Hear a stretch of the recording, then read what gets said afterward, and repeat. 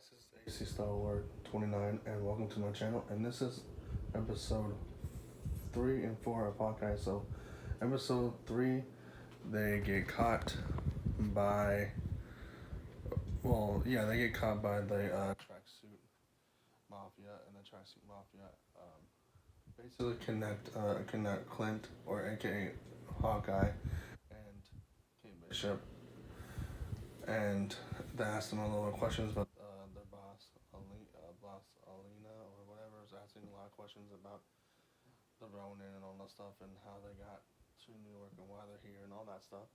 And then you get a flashback on their boss, which is her, and you see a little bit of her backstory with her mom, her dad, and all that stuff, and how her dad's very important to her, and how the Ronin killed her dad, but also how her dad was also in the mafia, but also with another person in a higher power of the mafia, Kingpin from Netflix's Daredevil, but you only see his hand and his sleeve, so and maybe a little bit of his voice, but I can't say. Well, people can say it is the same one, but I can't say it is because that's just someone's hand and sleeve. You can't really say, oh, it's the same actor, but it's hinted is the same actor from Netflix. Daredevil, but from there they escape. Obviously, Hawkeye and Kate Bishop escape. They know how to do that easily. They go on a high-speed chase through New York, to the one of the main bridges, and of course, you know how in that chase, Kate Bishop realizes that he has trick arrows. So she's like, you have trick arrows, really? And he just makes a weird, funny-looking face. So, like, you know how he essentially is just like Green Arrow, but Marvel's Green Arrow. So they do a high-speed chase through the city, going to the bridge, and then when they finally get to the bridge, there's one.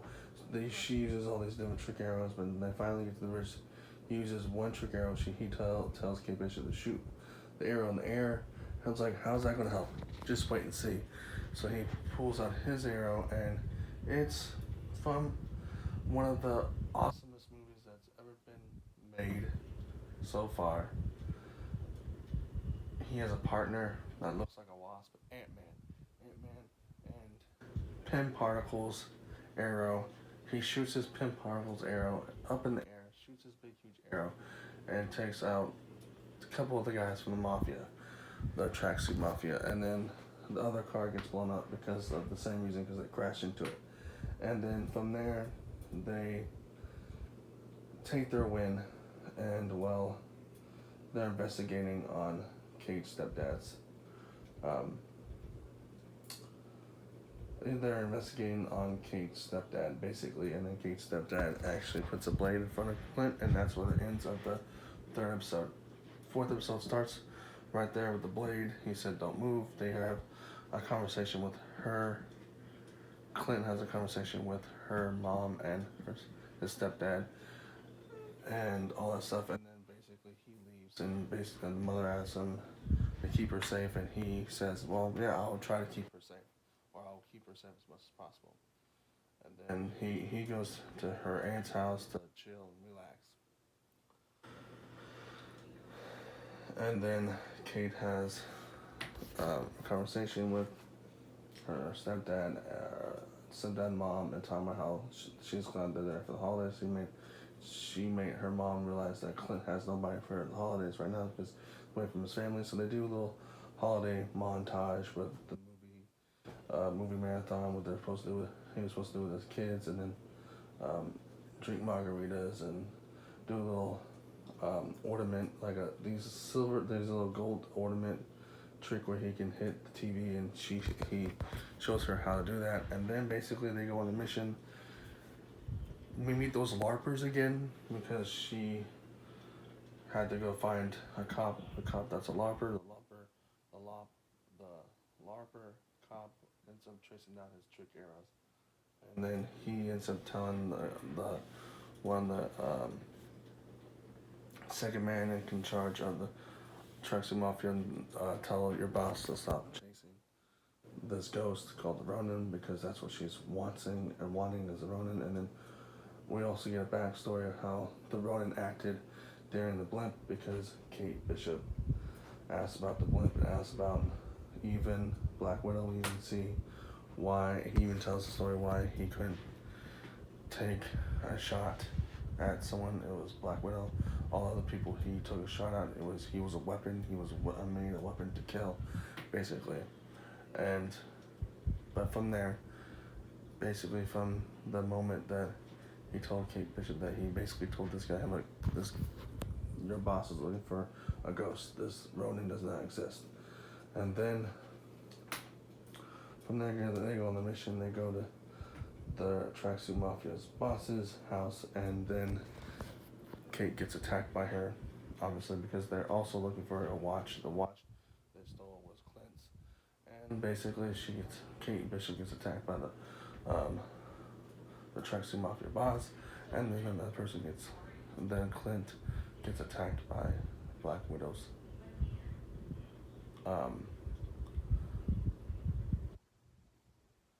sister, but we don't know that yet until the mask comes off. But the mask doesn't come off during the fight. The mask is basically designed to look like the spider monkey from Spider-Man No Way Home. I mean, not Spider-Man Far From Home, my bad. It's Far From Home, not No Way Home, my bad. Far From Home. And that's what the mask looks like. Literally looks like Spider Monkey. And you think it's Spider Monkey until you she brings out gadgets that are from the Black Widows.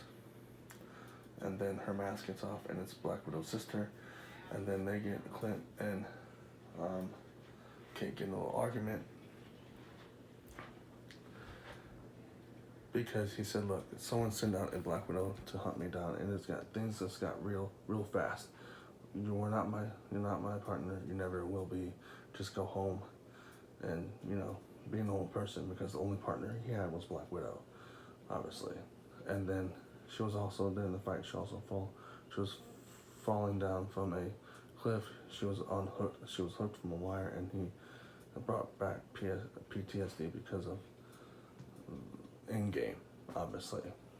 But also, there's also a funny moment with Kate going inside the apartment building, asking this old dude to help him with his groceries so she can get inside the building to be stealth. And then Clint is in her ear, and he's talking to her, and then she's like, oh yeah, I have a secret, I'm talking to an Avenger, wink wink. And then the old guy thinks she's crazy. He gets his grocery bag back, and she's like, have a great day. That kind of reminded me of the scene in Spider-Man, I think 1 or 2, the Sam Raimi Spider-Man, where he has to take an elevator, and he talks to that random guy and says, oh, this suit is not very good at dry cleaning, it smells sometimes, blah blah blah. That kind of reminded me of that. It's a little funny wink wink moment of like, oh, wink moment of them actually doing that with Tobey Maguire's Spider-Man. So yeah. And speaking of No Way Home, I'm eventually going to see that next week. You guys are gonna get a review on that. And yeah, so if you like this, shoot your arrows at the like button, the subscribe button, and the notification bell. And I'm out. Peace.